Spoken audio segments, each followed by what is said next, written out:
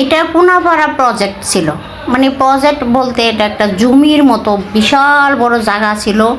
আর এখানে কাশফুল, বিভিন্ন প্রকার নদী, নালা, খাল, বিল, এরকম গ্রামের দৃশ্যগুলো ছিল। আমরা বন্দি থাকতে থাকতে অনেক সময় বাচ্চাদের নিয়ে এখানে যাইতাম, মানে ঘোরার জন্য।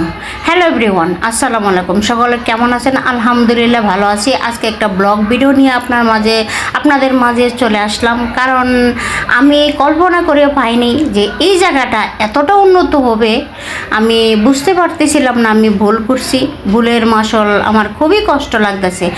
আমি যে সময় কোনাপাড়া ছিলাম, এটা একদম প্রজেক্ট ছিল, মানে জমি ছিল যেখানে শাক সবজি এরকম চাষ করা হতো। আর এখানে এত উন্নত হবে আমি ভাবতেও পাই না, আমি কল্পনা করেও পাই না যেখানে এরকমটা হবে। আশা করি না, আমি ভাবছিলাম যে হয়তো অন্য কিছু হবে, কিন্তু এটা উল্টাটা হয়েছে। আমার ভুলের কারণে নিজেই ভুলে হয়ে গেছে।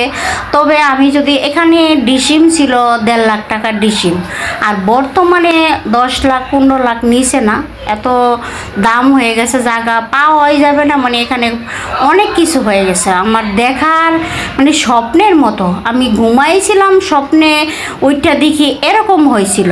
আমি ভাবতে পারি না 4 বছরে এত পরিবর্তন।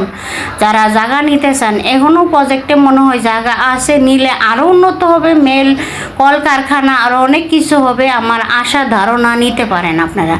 আর প্রজেক্টের ভিতরে এটা একটা পার্ক হয়েছে, এটা বলে মিনি কক্সবাজার দিছে নাম। এখানে এত কিছু হইব আমি তো ভাববা হয় না। মানে ঢাকার সিটির একটু ড্যামরা কোনাপাড়া বলে এটা। কোনাপাড়া সবাই যারা চিনেন তারা তো চিনে নেই, আর যারা না চিনেন তাদেরকেও আমি একটু লোকেশন দিয়ে দিলাম। না, আমি তো বুঝতে পারতেছিলাম না যে এত সুন্দর একটা পার্ক হবে, উন্নত লেভেলের হয়ে যাবে। বাবা যায় না, আমি কি বলবো। যাক, আপনারা একটু দেখেন। আমি নিজেই স্বপ্নের মতো হয়ে গেলাম, বাস্তব স্বপ্নের ঘর থেকে বাস্তবে চলে আসলাম, এরকমটাই ছিল। আর তাই আপনাদের মাঝে আমি শেয়ার করলাম। মানে আমি একটু হঠাৎ করে গিয়েছিলাম কোনাপাড়া, আমি থাকি ড্যামরা, ওইখানে মানে চিনা জানা 12 বছর ছিলাম ওই এলাকা। তাই সবাই কইতেছে মিনি কক্সবাজারটা দেখার মতো জায়গা। আমি কই তাহলে আমি দেখতে যাই। আমি অনেক সময় বাচ্চারা ছোটো ছিল, বন্দি থাকতে থাকতে ওদেরকে বিকালবেলা ওই প্রজেক্টের ভিতরে, মানে মাঠের মতো জায়গা ছিল, কাশফুল, বন জঙ্গল এরকমটা ছিল। আর এরকম যে হইব আমি তো ভাবতেও পাই না। যাক, সব আল্লাহর ইচ্ছা। আল্লাহ যা করে ভালোর জন্য করে। রাস্তাঘাট সব কিছু উন্নত হয়ে যাইতেছে, এটাই বাস্তব, এটাই মেনে নিতে হবে। আর আমি এই পর্যন্ত ভিডিওটা করলাম, আর একটা চা খাইলাম।